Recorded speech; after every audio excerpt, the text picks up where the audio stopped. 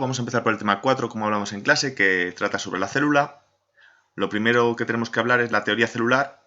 Es a partir del siglo XIX, cuando cambia la tecnología, empezamos a tener microscopios bastante más potentes y tanto el botánico Schleiden como el zoólogo Swan, y luego con las aportaciones del ruso Birkhoff, se estableció la teoría celular. Esta teoría tiene 4 puntos. En un primer lugar, que todo ser vivo está formado por una o más células. No hay ningún ser vivo que no esté formado por células. Luego nos indica que la célula es la estructura más pequeña que tiene vida propia. Es la unidad anatómica, porque forma todos los seres vivos, y fisiológica, porque realiza las 3 funciones vitales. Luego sabemos que toda célula proviene de una célula, se supone que hubo una célula primordial a partir de la cual se empezaron a generar todas las demás. Y por último, aunque los seres pluricelulares estemos formados por muchas células, cada una realiza sus funciones de forma independiente, aunque esté coordinada con las demás. ¿Vale? 4 puntos de la teoría celular, bastante sencillos, y además tienen que sonar, que serán también en tercero. La estructura de la célula. Todas las células tienen 3 componentes básicos. Por un lado, la membrana plasmática, que separa el interior de la célula del medio externo, pero permite el intercambio de materia. Luego tenemos el citoplasma, que es una disolución acuosa, donde tienen lugar un montón de reacciones químicas importantes para la vida. Tenemos el material genético, que está formado por ácidos nucleicos, y se encarga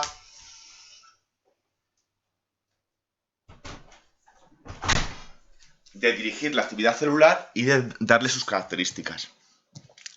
Y por último tenemos orgánulos celulares, que son diferentes estructuras con una función establecida y que lo vamos a ver también en este vídeo. 4 componentes básicos que están en todas las células. ¿Cómo realizan las células las funciones vitales? Por un lado, la nutrición. La nutrición, como sabéis, puede ser autótrofa o heterótrofa. La función el objetivo de la función de nutrición es generar materia y producir energía. Tenemos la nutrición autótrofa, cuando a partir de materia inorgánica la célula por sí misma, o bien aprovechando el sol o bien mediante reacciones químicas, puede generar nueva materia orgánica, o sea, a partir de inorgánica conseguimos orgánica gracias a la luz o reacciones químicas. Y la heterótrofa, que es cuando el ser vivo consigue materia y energía a partir de otro ser vivo. ¿Vale? Autótrofa, heterótrofa también lo sabéis, y se llama metabolismo al conjunto de reacciones que tienen lugar en las reacciones químicas que tienen lugar en la célula y que están relacionadas con la nutrición. Aquí tenéis una ameba que está haciendo la función de nutrición. A través de la fagocitosis se come una bacteria más pequeña. Luego tenemos la relación, es decir, las células son capaces de percibir lo que pasa a su alrededor y adaptarse para mantener su estabilidad. Y por último, la reproducción. La reproducción de las células su objetivo es generar nuevas células, y en organismos celulares genera nuevos organismos, mientras que en los organismos pluricelulares lo que realiza es el mantenimiento del cuerpo o el crecimiento. ¿Vale? Esto también es sencillo, lo conocéis. Luego los tipos de células, el tamaño y la forma de las células. La forma depende de su función. Aquí tenéis diferentes ejemplos. El espermatozoide tiene un flagelo muy largo para viajar a través del útero y llegar a las trompas de Falopio. Tenemos células con forma de anillo en las venas y las arterias, células alargadas en los músculos, con forma de estrella tanto en el hígado como en las neuronas. Así que olvidaros de la célula animal esférica y la célula vegetal hexagonal. Esos son modelos, pero la forma depende de la función que tiene esa célula. Y en cuanto al tamaño, está en torno a las micras, que una micra equivale a 10 elevado a menos 6 metros, es la millonésima parte de un metro, y la parte esta de reconocer qué tipo de célula es cada imagen lo vamos a hacer en clase. Y luego los tipos de células según su organización. Tenemos la procariota, que es la más simple, la más primitiva, más pequeña, y se caracteriza porque el material genético está disperso en el citoplasma. No hay un verdadero núcleo. El material genético flota en el citoplasma junto a los orgánulos y demás. Mientras que en la eucariota tenemos un núcleo claramente diferenciado. Son más complejas, más evolucionadas y normalmente más grandes. En la vegetal, luego dentro de la eucariota tenemos la vegetal, que tiene los cloroplastos fundamentales, le dan el color verde y es donde se realiza la fotosíntesis, y una pared de celulosa. Mientras que en el animal no tenemos ni cloroplastos ni pared de celulosa. Aquí lo vemos también en forma de tabla. Tenemos las células procariotas, que el material genético está en el citoplasma, son muy simples, solo tienen de orgánulos los ribosomas. Es el tipo de células de las bacterias y son las más primitivas, mientras que la eucariota, el material genético está en el núcleo, tienen diversos orgánulos que los vamos a ver en el vídeo, y es el tipo de célula del resto de seres vivos que no somos bacterias.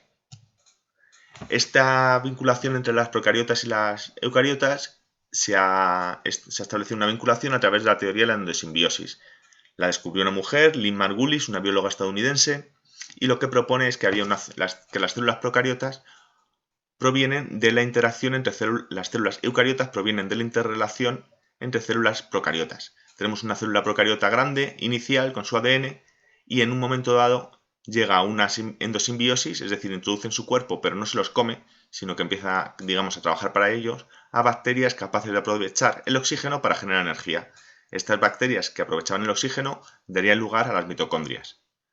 Y una vez que ya han conseguido ese equilibrio con las mitocondrias, unas células siguen evolucionando y dan lugar a una parte de los seres vivos, animales, hongos, algunos protistas, mientras que otras llegan a otra endosimbiosis con otras bacterias que eran capaces de hacer la fotosíntesis. Y estas bacterias se incorporan a la bacteria principal, que ya no sería una bacteria, sería una célula eucariota, y dan lugar a los cloroplastos. Entonces, a modo de resumen, la teoría de la endosimbiosis nos propone que las células eucariotas provienen de la endosimbiosis de células eucariotas, siendo las mitocondrias bacterias aerobias capaces de aprovechar el oxígeno y los cloroplastos bacterias fotosintéticas capaces de hacer la fotosíntesis. Las partes de la célula procariota. Tenemos, aquí con los colores se ve bastante bien, la parte más gris sería la cápsula, que es una estructura de mucosa que les permite mantenerse con una baja actividad cuando están en situaciones desfavorables, como hibernar. Luego tenemos lo azul, que sería la pared bacteriana, que le da forma a la célula y la protege del exterior. En rojo la membrana plasmática, que como sabéis la aísla a la célula del exterior y permite el intercambio de sustancias. Tenemos el material genético, que normalmente es solo un cromosoma circular, pero también a veces hay plásmidos, que son fragmentos de ADN que andan sueltos, que pueden provenir de virus, pueden ser para intercambiar con otras bacterias. Lo veremos más en el siguiente tema. Además tienen ribosomas como orgánulos, tienen el citoplasma como todas las células, tienen a veces cilios o flagelos para el movimiento y estructuras que depende de la evolución de la bacteria aparecen o no. Por un lado tenemos los mesosomas, que es que la membrana plasmática se invagina, se mete hacia adentro y da lugar a estas estructuras que evolucionarán en el retículo endoplasmático. Pero en las bacterias lo llamamos mesosomas. Y tenemos también las fimbrias, que son salientes, en vez de para adentro, para afuera, salientes de la membrana plasmática que les permiten anclarse al medio, quedarse fijas en un sitio y también intercambiar ADN con otras bacterias. O sea que tienen lo típico, membrana, citoplasma, material genético. El material genético puede estar en forma de plásmido, suelto, fuera del nucleoide principal. Y luego tienen más estructuras protectoras que son la pared celular y la cápsula. Y como órganos los ribosomas, que siempre aparecen, pero luego pueden aparecer alteraciones en la membrana plasmática que pueden dar lugar a los mesosomas si es hacia adentro o a las fimbrias si es hacia afuera. Y luego el tamaño de las células procariotas está en general entre las 3 y 30 micras. Las hay muy pequeñas y han descubierto una que se hincha, pero bueno, eso lo veremos en clase.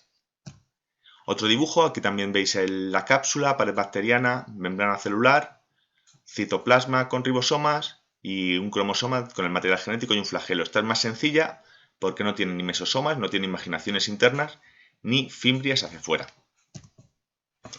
Y dentro de las células procariotas distinguimos tres tipos. Las arqueobacterias son las bacterias más antiguas, se supone que son muy parecidas a las primeras células que hubo en el planeta y actualmente solo se encuentran en lo que llamamos ambientes extremos, es decir, en el Polo Norte, sumergidas en el hielo, cerca de volcanes, y como se encuentran en esos sitios de condiciones tan peculiares, las llamamos extremófilas, porque les gustan los sitios extremos.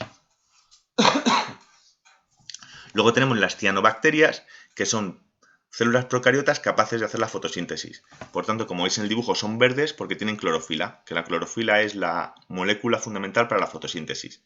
Su labor durante millones de años ha sido la que ha propiciado que nuestra atmósfera sea tan rica en oxígeno, ¿vale? Cambiaron la composición de la atmósfera inicial del planeta en una atmósfera rica en oxígeno que dio lugar a la evolución de la vida. Cianobacterias que hacen la fotosíntesis. Luego tenemos las bacterias propiamente dichas, que pueden ser autótrofas, heterótrofas, están en todas partes. Si escarbas un poco en el desierto, hay bacterias. Te miran las células de la piel, bacterias. Y las clasificamos según su forma. Tenemos los cocos esféricos, los estreptococos, que son uniones de cocos alargadas, Luego los bacilos, que tienen una forma más ovalada, que es muy parecida a la el típico dibujo de célula procariota que usamos. Los vibrios tienen forma de coma y los espirilos tienen forma de gusano, ¿vale? Cocos, estreptococos, bacilos, vibrios y espirilos. La célula eucariota. Pues como todas las células tiene su estructura básica, material genético, membrana y citoplasma. Y en el citoplasma aparece el citoesqueleto. El citoesqueleto es una serie de fibras de proteína, que veis aquí en el dibujo, que tienen tres funciones. Por un lado, mantienen la forma de la célula, ¿vale? Es como que le dan grosor, le dan fuerza para que no se aplaste o cambie la forma por las condiciones externas. Luego, como veis aquí, que está sujetando la mitocondria, se encargan de sostener o de mover los orgánulos. Y por último, participan en el movimiento de la célula y en la división celular. Vamos a ir viendo los orgánulos citoplasmáticos. Vamos a empezar por los ribosomas. Los ribosomas son orgánulos muy pequeñitos, normalmente se dibujan como puntos, que se encuentran o bien en el citoplasma flotando o bien pegados a la pared a la envoltura nuclear o a las paredes del retículo endoplasmático rugoso. Y están formados por ARN y proteínas. Su función es sintetizar proteínas, generar proteínas nuevas. Cuando están tranquilos, están en dos partes y cuando se ponen a trabajar, pues se juntan para hacer la síntesis de proteína. Lo vamos a ver también en el tema siguiente cuando hablemos de la transcripción, pero que os suene ya. Luego tenemos el retículo endoplasmático, que es una serie de membranas enrolladas formando una especie de laberinto con vesículas, cavidades y demás, que puede ser de dos tipos. El rugoso, que lo vemos más cerca de la envoltura nuclear, que es esta parte de aquí, tiene ribosomas en la parte externa y su función es sintetizar proteínas a través de los ribosomas y acumularlas en su interior para acabar de completar su síntesis. Y también tenemos el liso, que es menos abundante, que está al final del rugoso, normalmente están conectados, y su función es sintetizar lípidos, grasas, y también eliminar sustancias tóxicas. ¿Vale? Aquí veis en animación, tenemos el retículo endoplasmático rugoso cerca de la envoltura nuclear, y luego salen algunas cavidades del retículo endoplasmático liso. Más orgánulos. El aparato de Golgi. Golgi fue un científico italiano que descubrió este orgánulo y son una especie de sacos aplanados y de vesículas que se encuentran más o menos cerca del retículo endoplasmático rugoso, del retículo endoplasmático. Imaginar que es una serie de galletas puestas en vertical en un yogur, pues eso sería el aparato de Golgi. Y lo que hace el aparato de Golgi es coger las sustancias creadas y almacenadas en el retículo endoplasmático y las modifican de tal manera que estén preparadas para salir de la célula. Digamos que es el empaquetador para que ciertos productos salgan de la célula. Aquí lo tenemos en animación, llegan sustancias del retículo endoplasmático, hay una serie de reacciones químicas, modificaciones finales, puesta a punto y generamos unas vesículas para que salgan de la célula. Más orgánulos citoplasmáticos, pues los lisosomas. Los lisosomas son muy sencillos, son unas esferas de membrana plasmática en cuyo interior hay una serie de enzimas digestivas. Como hay enzimas digestivas, su función es la digestión celular. ¿Qué significa eso? Pues coger sustancias grandes y convertirlas en otras más pequeñas para poder ser aprovechadas. Y también se encargan de destruir los orgánulos que no funcionan. Hay una mitocondria que ya no funciona, pues van los lisosomas y se lo comen.